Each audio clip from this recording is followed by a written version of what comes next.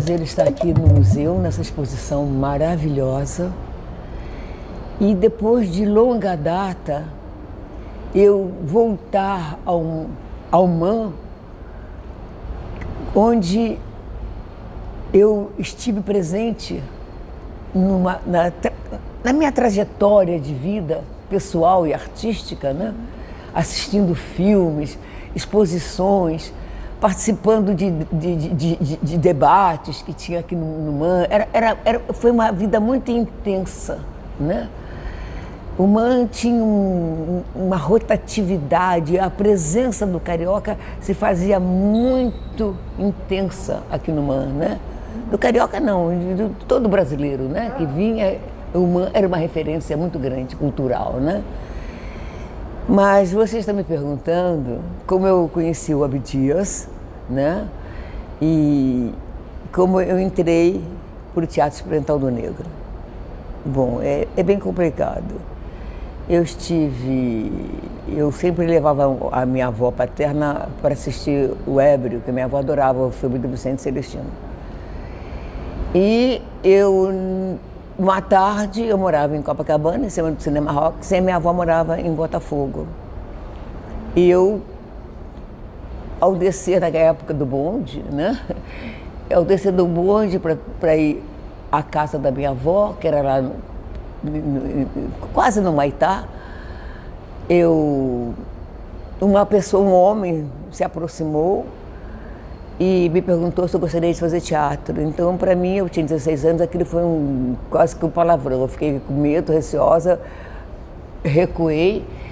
E ele, então, disse para mim, você não é uma das meninas que estava na casa de uma professora de inglês, onde a Ruth de Souza estava presente? Eu disse assim, ele jogou e acertou. Eu era uma das meninas, né? E eu fui fazer a minha aula de inglês e encontrei a Ruth de Souza, que era amiga da minha professora, e eu não sabia. Eu e a minha amiga Dulce, né? E a Ruth parece que falou, ao chegar no teatro, falou bastante sobre aquelas meninas, que ela achou interessante e tudo. Mas aí eu disse, sim, é verdade. Aí eu consegui aderir ao papo, né? À conversa. Mas a minha condução estava chegando e eu me despedi dele. Ele pediu meu telefone, eu dei assim, subindo no bonde, ele não vai ligar para mim, né? Mas realmente ele ligou depois.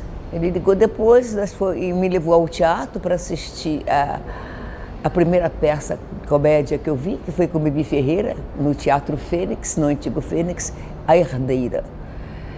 E daí, então, em diante, eu comecei a ser informada sobre o Teatro Experimental do Negro. Fiquei encantada quando a Abdias me recitava a Passárgada de Manuel Bandeira. Eu ficava encantada do Bandeira, né? Então eu entrei no teatro, mas antes de entrar no teatro, eu fugi de casa. Foi uma história muito complicada, que todos os jornais do Rio noticiaram.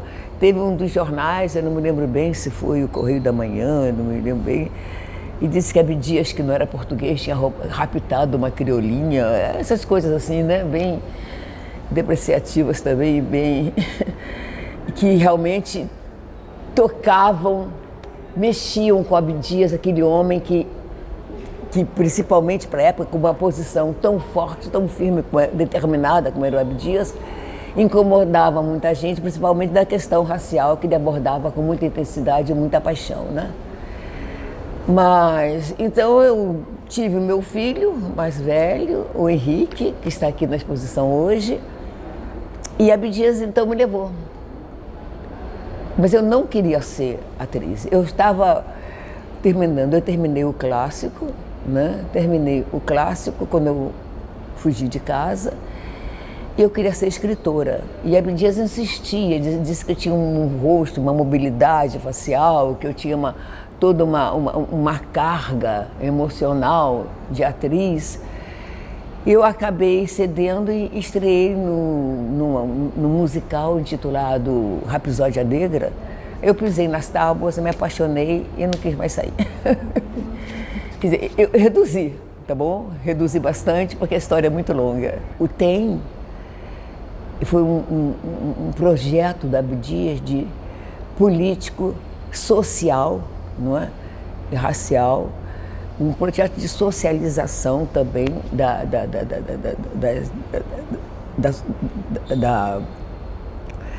das empregadas domésticas. Foi um dos primeiros passos, né, que foi feito, né, um dos primeiros que foram feitos com relação à empregada doméstica, ao reconhecimento desse trabalho tão menosprezado, tão,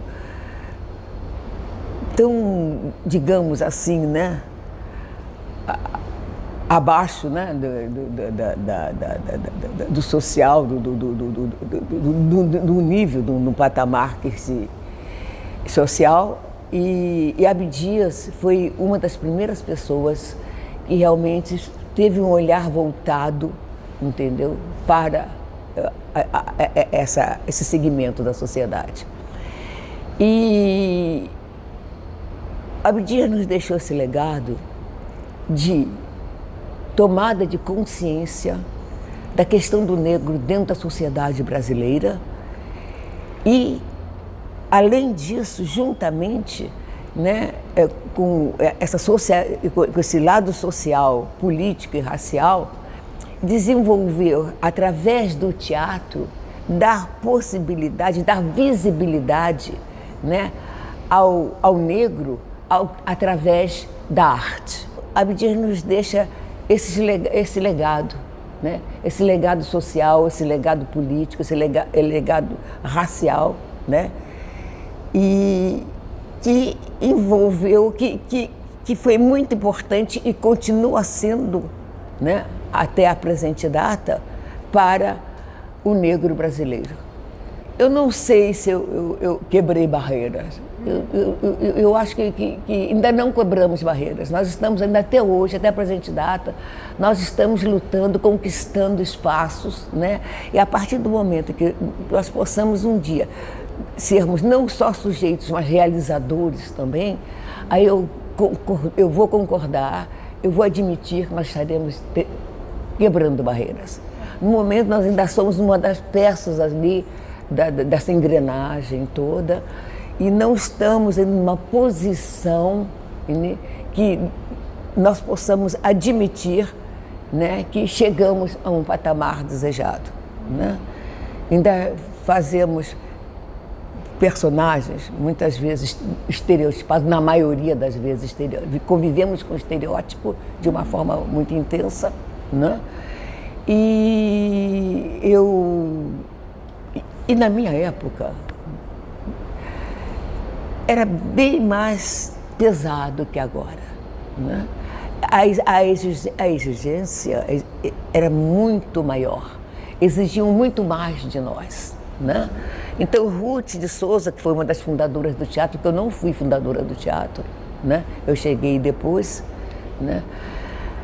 Ela contou bastante sobre esse início do TEM, a Elisa, que mantém a memória viva do teatro e que traz, é a mantenedora da memória do Abdias. A Elisa tem toda uma documentação no IPEAFRO, né, sobre todo o trabalho desenvolvido pelo Abdias, todo o trabalho que foi feito através do TEM, né, para, digamos, para que o negro atingisse ou tivesse essa tomada de consciência e tivesse um olhar voltado para a realidade existente dentro da sociedade brasileira com relação a ele, né, e se pudesse se posicionar, né? Então, porque teve um momento que eu tive que partir. Eu me separei de Abdias e fui caminhar a minha vida de atriz. Tanto que eu digo que a minha tribuna é o palco. Eu não sou uma historiadora, eu não sou socióloga, eu não tenho o dom da oratória, eu sou atriz, entendeu?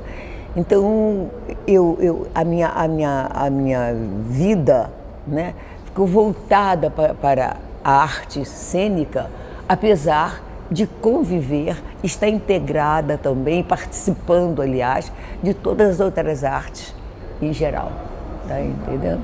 Como pintura, música, dança. Eu sempre estive presente, né, em exposições, tive vários amigos meus pintores, né, que aliás estão aqui presentes aqui, né?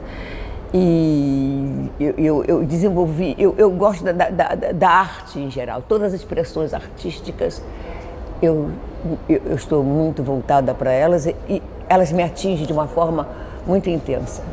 Mas eu sei que Abdias teve uma grande influência do Januário, que ele era um pintor que ele... Aliás, Januário, Otávio, também Scliar, né? O Quirino também, Abdias também teve uma grande influência dessa gente, porque Abdias antes ele fez todo aquele movimento, né, do Cristo Negro, várias exposições, né, com vários pintores famosos, de Janira e tudo. E isso foi mexendo com ele, que Abdias era um homem de uma sensibilidade incrível, né? E ele foi estimulando dentro dele, foi nascendo, foi brotando dentro dele essa semente assim da pintura, né? Até que ela explodiu. Então, eu sei que Abdias ficava à noite, só pintava à noite, parece, sentado no chão, com as pernas esticadas. Era uma coisa assim engraçada que ele comentava, né? Mas eu só sei esses pequenos detalhes, porque eu estava agilizando a minha vida, eu tinha filhos para criar, eu tinha uma série de coisas para fazer, mas eu sempre dei muita força ao Abdias, né?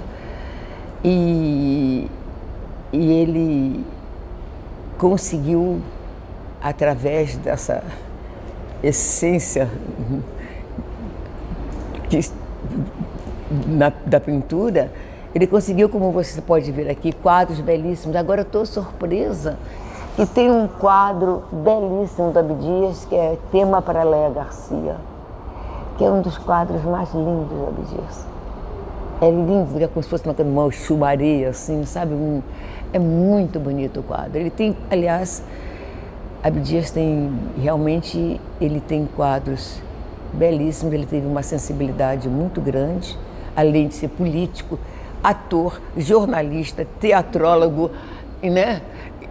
Esse homem, assim, um homem com uma capacidade extraordinária, né? A exposição está belíssima. É um legado que está aqui dentro. O que está aqui dentro é um legado. Você vê essa composição belíssima de Abdias, o acervo da Laje, o acervo do MAN. Então a gente vê painéis assim, onde um acervo do MAN com um acervo da Laje se completam, belíssimo, e de um bom gosto. Muito, de uma sensibilidade. Eu imagino, eu fui informada, você me contou que Sebastião Januário, quando chegou aqui, chorou. Lógico, ele é um homem, um pintor, um artista que tem uma sensibilidade muito grande, é um lorde, o Januário, né? Eu imagino o quanto ele deve ter ficado emocionado, o quanto a memória dele foi ativada com relação a amigos e pintores que ele deve ter encontrado aqui dentro. Então, é uma exposição que deveria estar o Rio de Janeiro aqui inteiro vendo, participando, tomando conhecimento dessas esculturas, desses pintores maravilhosos, né? Então eu fico aqui e vejo, poxa, que maravilha. Ivan Serpa aqui ao meu lado, Abdias aqui do outro, à direita. Mais adiante está lá o Quirino, Campo Fiorito. Mais adiante, Emanuel Araújo.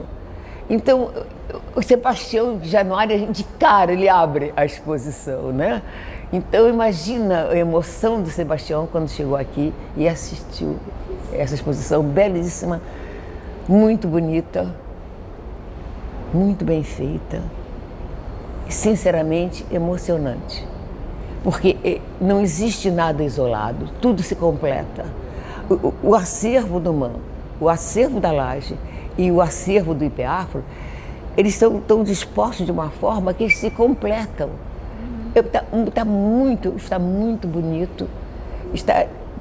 É uma mensagem de arte muito importante, de integração, de interação. E isso é que está acontecendo aqui na exposição do MAM. Está muito bonito. Essa interação de MAM, acervo da Laje e acervo do IPEAFRO, está humanizando mais ainda a pintura. Está muito bonito. Eu gostei demais.